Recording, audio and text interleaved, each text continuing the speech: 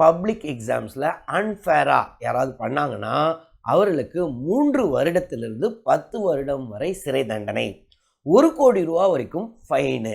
10th 12th இதெல்லாம் public exam தானே, so இதெல்லாம் இன்க்ளூட் ஆகுமா? மாணவர்கள் பிட் அடித்தா காப்பி அடித்தா அவங்களுக்கும் இனிமேல் 10 வருஷம் சிறை தண்டனையா? இது தேவையா? ஃபர்ஸ்ட் ஆஃப் ஆல் இது கரெக்டு தானா? இந்த மாதிரி 3 வருஷம் 10 வருஷம்லாம் ரொம்ப என்னை பொறுத்தவரை கரெக்டான விஷயம்.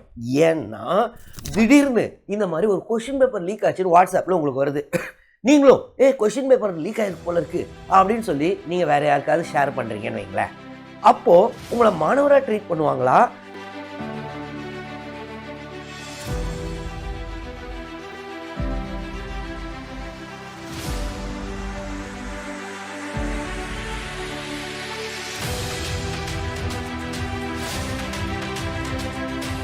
வணக்கம், இஸ்ரேல் ஜபசி.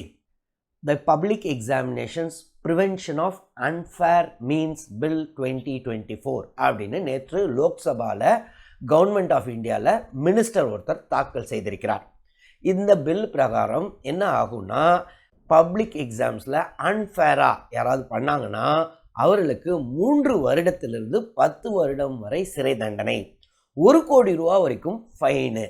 ஸோ இந்த ஃபஸ்ட்டு என்னெல்லாம் உங்களுக்கு டவுட்ஸ் வரும். முதல்ல வந்துட்டு இந்த பப்ளிக் எக்ஸாமினேஷன்ஸ்னால் 10th 12th இதெல்லாம் பப்ளிக் எக்ஸாம் தானே, ஸோ இதெல்லாம் இன்க்ளூட் ஆகுமா? மாணவர்கள் பிட் அடித்தா காப்பி அடித்தா அவங்களுக்கும் இனிமேல் 10 வருஷம் சிறை தண்டனையா?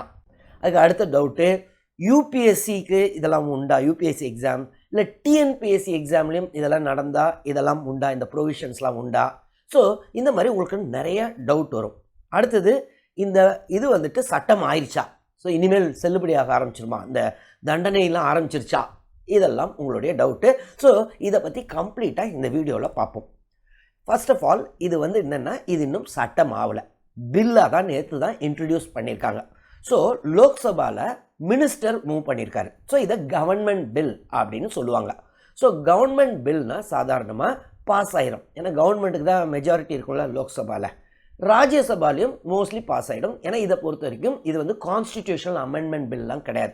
ஸோ மெஜாரிட்டிலாம் பெருசாக தேவையில்லை, சிம்பிள் மெஜாரிட்டி. ஸோ 50% மேலே யாரெல்லாம் ப்ரெசண்ட் இருக்காங்களோ அன்னைக்கு 50% மேலே ஓட்டு ஓகே இதை பாஸ் பண்ணிடலான்னா இது பாஸ் ஆயிரும். ஸோ இது வெகு விரைவில் சட்டமாக ஆகக்கூடும். சரி, இது என்னங்க? இதில் இந்த public examinations prevention of unfair means, சரி என்னென்னலாம் அன்ஃபேர்னு அவங்க கிளியராக சொல்லிட்டாங்க இந்த பில் ப்ரொவிஷன்ஸில். ஃபஸ்ட்டு என்னென்னா, கொஷின் பேப்பர் லீக் பண்ணிட்டா அது வந்து அன்ஃபேர் மீன்ஸு. அதற்கு அடுத்தது ஓஎம்ஆர் ஷீட்டையே ஏதாவது டேம்பர் பண்ணுறாங்க, இல்லைனா ஆன்சர் கீயை ஃபஸ்ட்டே ரிலீஸ் பண்ணிடுறாங்க, இல்லைனா இப்போ டேம்பரிங் வித் இந்த கம்ப்யூட்டரில் வச்சுட்டுலாம் நிறைய எக்ஸாம் ஆன்லைன் எக்ஸாம்லாம் வைப்பாங்கள்ல, ஸோ அந்த எக்ஸாம்ஸ் எல்லாம் இதில் அதை மாதிரி யாராவது பண்ணாலும் இதில் இன்க்ளூட் ஆவாங்க. அடுத்தது, ஒரு எக்ஸாம் பப்ளிக் எக்ஸாம் வைக்கிறாங்கள அவங்கள போய் மிரட்டுறது இந்த மாதிரி பண்ணாலும் இந்த ப்ரொவிஷன்ஸ்லாம் உண்டு.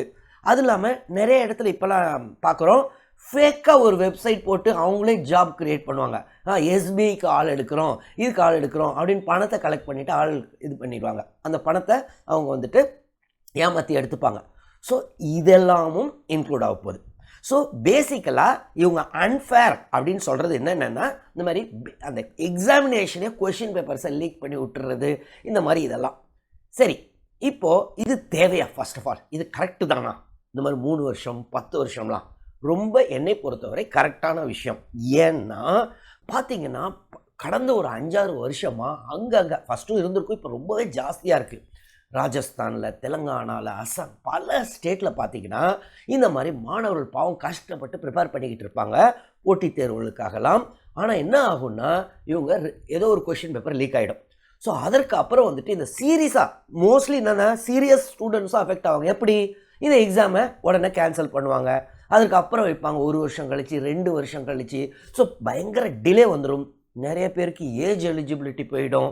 ஸோ நல்லா படிக்கிற மாணவர்களுக்கும் இது பிரச்சனை. இன்னொன்று, யாருமே இல்லாமல் ஏமாற்றி வாங்குறவங்களுக்கும் இது ரொம்ப ஒருத்தர் தகுதியே இல்லாமல் கொஷின் பேப்பர் யாரையோ லீக் பண்ணி அதை வச்சு படிச்சுட்டு பாஸ் பண்ணிவிட்டு அதுக்கப்புறம் அவங்க வந்துட்டு முக்கியமான பொசிஷனில் இருந்தால் அது ரொம்பவே நம்மளுக்கு டேஞ்சர். ஸோ இது ரொம்ப அவசியம். சரி, இந்த அன்ஃபேர் மீன்ஸ்க்கு என்ன தண்டனை? ஃபர்ஸ்ட் ஆஃப் ஆல் இவங்க என்ன சொல்கிறாங்கன்னா, ஆல் இந்த 9 செக்ஷன் 9 என்ன சொல்லணும், all offences under this act or shall be cognisable, நான் பெயிலபிள் அண்ட் நான் காம்பவுண்டபிள். ஃபர்ஸ்ட் ஆஃப் ஆல் காக்னிசபிள்னா என்னென்னா, இது வந்துட்டு இது பிரகாரம் 3 வருஷம், அதாவது சீரியஸ் அஃபென்சஸ் எல்லாம் காக்னிசபிள் அஃபென்ஸ்னு வாங்குங்க. ஸோ 3 வருஷமோ அதற்கு மேலேயோ தண்டனை, சிறை தண்டனை இருந்துச்சுன்னா அந்த மாதிரி அஃபென்சஸ்லாம் காக்னிசபிள் அஃபென்ஸு. இந்த மாதிரி காக்னிசபிள் அஃபென்ஸ்க்கு ஒரு போலீஸ் ஆஃபீஸர் போய் அரெஸ்ட் பண்ணுறதுக்கு வாரண்ட் தேவைப்படாது. சாதாரணமாக ஒருத்தர் அரெஸ்ட் பண்ணணும்னா கோர்ட்டோடைய பர்மிஷன் வாங்கிட்டு தான் அரெஸ்ட் பண்ண முடியும். வாரண்ட் இருக்கான்னு நிறைய படத்துலலாம் கேட்பீங்களா, டக்குனு ஹீரோ கேட்பார் வாரண்ட் வச்சுருக்கீங்களா அப்படின்னு. இது வந்து காக்னிசபிள், அதாவது நீங்கள் வாரண்ட்லாம் தேவையில்லை. எப்போ சீரியஸ், இப்போது ரேப்பு, மர்டர், இந்த மாதிரி அஃபென்ஸ், சீரியஸ் அஃபென்சஸ்க்கெலாம் 3 வருஷத்துக்கு மேலே தான் தண்டனை. ஸோ அதெல்லாம் காக்னிசபிள் அஃபென்ஸ். நான் காக்னிசபிள்னா இப்போ 2 பேர் ஒரு பேச்சுக்கு அடிச்சுக்கிட்டாங்க, ஃபோர்ஜரி, சீட்டிங், இதெல்லாம் நான் காக்னிசபிள். அதுக்கு 3 வருஷத்துக்கு கம்மியான தண்டனை. நான் பெயிலபிள்னா பெயிலெலாம் கிடைக்காது, கோர்ட்டில் போய் தான் ஃபார்மலாக இது பண்ண முடியும். இங்கே போலீஸ் ஸ்டேஷனில் பெயிலெலாம் வாங்கிட்டு போக முடியாது. நான் காம்பவுண்டபிள் அப்படின்னா சாதாரணமாக சின்ன அஃபென்ஸு, 2 பேர் ஒருத்தர் இவர் சீட் பண்ணிட்டாரு அப்படின்னா கோர்ட்டில் ப்ரொசீடிங் நடக்கும்போது, சார் நாங்கள் 2 பேர் காம்ப்ரமைஸ் பண்ணிக்கிட்டோம், கேஸை வித்ட்ரா பண்ணுறோம் அப்படின்னு சொல்லிக்கலாம். ஸோ அதெல்லாம் காம்பவுண்டபிள் அஃபென்சஸ். ஆனால் இது நான் காம்பவுண்டபிள், அதாவது யாரும் பார்ட்டிஸ் காம்ப்ரமைஸ் பண்ணிக்க முடியாது. சரி, என்ன தண்டனை? இது பிரகாரம் என்ன சொல்கிறாங்கன்னா, any person resorting to unfair means. சரி, இந்த அன்ஃபேர் மீன்ஸ் உங்களுக்கு திருப்பி டவுட் வரும், நம்ம பிட் அடித்தா என்ன பிரச்சனைன்னு, அதுக்கு வரலாம். அதுக்கு முன்னாடி அவங்களுக்கு வந்துட்டு இந்த மாதிரி யாரெல்லாம் அன்ஃபேராக பண்ணுறாங்களோ அவங்களுக்கு 3 வருடத்திலிருந்து 5 வருடம் வரை சிறை தண்டனை. அது இல்லாமல் ஃபைனும் உண்டு. இதற்கு அடுத்தது இவங்கள என்ன சொல்கிறாங்கன்னா, ஆர்கனைஸ்டு கிரைம்ஸ். இதை ஒரு ஆர்கனைஸ் பண்ணி ஒரு குரூப்பே சேர்ந்து பண்ணிக்கிட்டு இருக்காங்க, ஒரு ஏஜென்சி பண்ணுறாங்க. இந்த மாதிரி ஏமாற்று வேலைகளில் எக்ஸாம் பேப்பரை எங்கேருந்து அதை எடுத்து கவர்மெண்ட் ஆஃபீஸருடைய கனைவன்ஸோட, அதாவது அவங்களுடைய ஒப்புதலோட அவங்களுக்கு கொஞ்சம் பணம் கொடுத்து, இல்லை கவர்மெண்ட் ஆஃபீஸில் இந்த மாதிரி ஒரு சிலர் வந்து, ஸோ இது எல்லாமே ஆர்கனைஸ் கிரைம். அவங்களுக்கு மினிமம் 5 வருஷம், மேக்ஸிமம் 10 வருஷம். ஸோ ஃபஸ்ட்டு டைப்பு அன்ஃபேராக இந்த மாதிரி கொஷின் பேப்பர் லீக்கேஜ் அது இதெல்லாம் இருந்தால் அதெல்லாம் 3லேருந்து மினிமம் 3 வருஷம், மேக்ஸிமம் 5 வருஷம் வித் ஃபைன். வேறஸ் இது ஒரு பெரிய ஆர்கனைஸ்டாக பண்ணால் மினிமம் 5 வருஷம், மேக்ஸிமம் 10 வருஷம். அது இல்லாமல் 1 கோடி ரூபா வரைக்கும் ஃபைன் பண்ணலாம். ஒரு ஏஜென்சி இருக்காங்களே, அந்த ஏஜென்சியோட ப்ராப்பர்ட்டிஸ் எல்லாம் கூட அட்டாச் பண்ணிடலாம். ஸோ ரொம்ப சீரியஸாகவே இது இருக்குது இந்த ப்ரொவிஷன்ஸு. சரி, 10th 12th எக்ஸாம்ஸ்லாம் இருக்குல்ல, பப்ளிக் எக்ஸாம், அதெல்லாம் இதில் இன்க்ளூட் ஆகுமா அப்படின்னா இன்க்ளூட் ஆகாது. இவங்க பப்ளிக் எக்ஸாம்ஸ் அப்படின்னு சொல்கிறது என்னென்னா, மொத்தம் ஃபஸ்ட்டு வந்துட்டு union public service commission, UPSC பண்ணுறாங்களே, கண்டக்ட் பண்ணுறாங்களே அந்த எக்ஸாம்ஸு. அடுத்தது staff selection commission, railway recruitment board, institute of banking personnel selection, பேங்க்ஸுக்கெல்லாம் வைக்கிறாங்களா அந்த எக்ஸாமு. அப்புறம் ministries, departments, central government under attached and subordinate offices recruitment. So ஒவ்வொரு மினிஸ்ட்ரியும் தனியாக ஒரு சில டைமில் ரெக்ரூட் பண்ணுவாங்க. ஸோ அதுவும் இதில் இன்க்ளூடடு. அடுத்தது நேஷ்னல் டெஸ்டிங் ஏஜென்சி. ஸோ இந்த நேஷ்னல் டெஸ்டிங் ஏஜென்சின்றது என்னென்னா, அவங்க தான் இந்த ஜெஇ எக்ஸாம், இந்த ஐஐடி என்ட்ரன்ஸ் அதை பண்ணுறாங்க. அதுக்கு அடுத்தது நீட் எக்ஸாம் வைக்கிறதும் அவங்க தான். ஸோ இது எதுக்கு அப்ளிகபிள்? JEE, NEET. ஆனால் கிளாட்டை மட்டும் இன்னொருத்தர் வைக்கிறாங்க. ஸோ கிளாட்டு இதில் இன்க்ளூட் ஆகாது. Such other authority as may be notified by the central government. இது இல்லாமல் வேறு ஏதாவதுன்னும். அப்போ முதல்ல நீங்கள் தெரிஞ்சுக்க வேண்டியது, டிஎன்பிஎஸ்சியில் இது ஆகுமானா கிடையாது. ஏன்னா இவங்க என்ன சொல்கிறாங்க, இது ஒரு மாடல் ஆக்ட் கவர்மெண்ட் ஆஃப் இந்தியாவுக்கு. ஸோ இதை வச்சு அந்தந்த ஸ்டேட் கவர்மெண்ட்டும் உங்களுடைய ரெக்ரூட்மெண்ட்டுக்கு நீங்கள் தனியாக லா போட்டுக்கோங்கன்னு. ஸோ இந்த லா வந்துட்டு டிஎன்பிஎஸ்சிக்கு இதாகாது, 10th 12th அப்ளிகபிள் ஆகுது. இது வந்து பப்ளிக் எக்ஸாம்னு பேர் இருந்தாலும் பேசிக்கலாக இவங்க ரெக்ரூட்மெண்ட்டும் அடுத்தது நீட், ஜெஇ இதுக்கு தான் வச்சுருக்காங்க. சரி, முக்கியமான கேள்வி, மாணவர்கள் இதில் அஃபெக்ட் ஆவாங்களா? இதோடைய ஸ்டேட்மெண்ட் ஆஃப் ஆப்ஜெக்ட்ஸ் அப்படின்னு சொல்லுவாங்க. இந்த இன்டென்ட் அதை தான் இந்த மினிஸ்டர் மூவ் பண்ணும்போது அது சொல்லுவாங்க. அது ஒரு டாக்குமெண்ட் இருக்குது, அதில் தெளிவாக சொல்லிட்டாங்க மாணவர்கள் இதுக்கு அப்ளிகபிள் ஆகாது. ஸோ ஸோ நீங்கள் உடனே என்ன சந்தோஷப்பட்டுக்கலாம், அப்போ காப்பி அடித்தா பிட் அடித்தா பிரச்சனை இல்லையா அப்படின்னா, இந்த 3 வருஷத்துலேருந்து 10 வருஷம் இந்த பிரச்சனை இல்லை.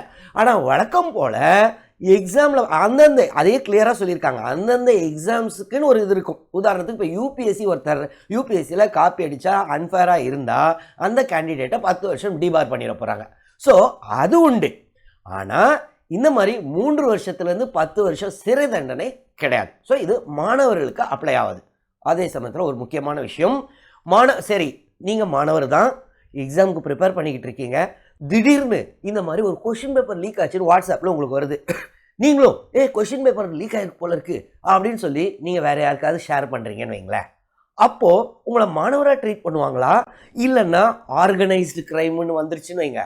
அதனால் என்றைக்குமே ஒன்று தெரிஞ்சுக்கோங்க, இந்த மாதிரி ஃபேக்காக ஏதாவது வந்துச்சு, ஃபேக்காவோ ஒரிஜினல்னே வந்துச்சு யாரோ பண்ணால் கூட தயவு செய்து ஷேர் பண்ணாதீங்க, அது தூக்கி போட்டுருங்க. முடிஞ்சால் உடனடியாக கவர்மெண்ட் யாரோ அத்தாரிட்டிக்கு அதை கொண்டு சேர்த்துருங்க. ஸோ தட் நீங்கள் இந்த பிரச்சனையில் மாட்டிக்காமல் இருக்க. ஆனால் இதை பொறுத்தவரை 3லேருந்து 10 வருஷம்ன்றது யாரெல்லாம் ஆர்கனைஸ்டாக இந்த எக்ஸாமை சீட்டிங் மூலமாக அவங்க பணம் சம்பாதிக்கிறாங்க, question paper leak, answer leaking, so இந்த மாதிரி இதற்காக தான் இந்த ஆக்டு. ஸோ இது இன்னும் ஆக்ட் ஆகலை, பில்லாக இருக்குது, ஆனால் ஆக்ட் ஆகிடும். ஸோ அது என்னென்னு ஏற்கனவே சொன்னேன், யூபிஎஸ்சி, எஸ்எஸ்சி, ஆர்ஆர்பி இந்த மாதிரி இதுக்கெல்லாம் இது பொருந்தும். ஸோ இந்த பில்லை, அதாவது இந்த பில்லு 2024 பில்லை இது ஆக்டாக ஆகிடுமா, இது பில்லை வந்துட்டு நான் இந்த வீடியோடைய டிஸ்கிரிப்ஷனில் வைக்கிறேன். உங்களுக்கு இந்த இதிலேருந்து ஏதாவது டவுட்ஸ் இருந்தால் நீங்கள் கமெண்ட்ஸில் எழுதுங்க, நான் கிளாரிஃபை பண்ணுறேன். அது இல்லாமல் உங்களுக்கு இந்த அன்ஃபேரே ரொம்ப அன்ஃபேராக இருக்குது சார், அது எப்படி 3லேருந்து 10 வருஷம்லாம் ரொம்ப அநியாயமாக இருக்க அப்படின்னு உங்களுக்கு தோணுச்சுனாலும் கமெண்ட்டில் எழுதுங்க. இல்லை ஒரு சிலர் 10 வருஷம் இல்லை இன்னும் 30 வருஷம் கூட கொடுக்கலாம், ஆயுள் தண்டனை கொடுக்கலாம் அப்படின்னு நினச்சிங்கனாலும் கமெண்ட்ஸில் எழுதுங்க. உங்களுக்கு வேறு என்ன தோணுச்சுனாலும் கமெண்ட்ஸில் எழுதுங்க. டவுட்ஸ் இருந்தாலும் கமெண்ட்ஸில் எழுதுங்க, நான் கிளாரிஃபை பண்ணுறேன். தொடர்ந்து இந்த சேனல் மூலமாக சந்திப்போம். நன்றி, வணக்கம்.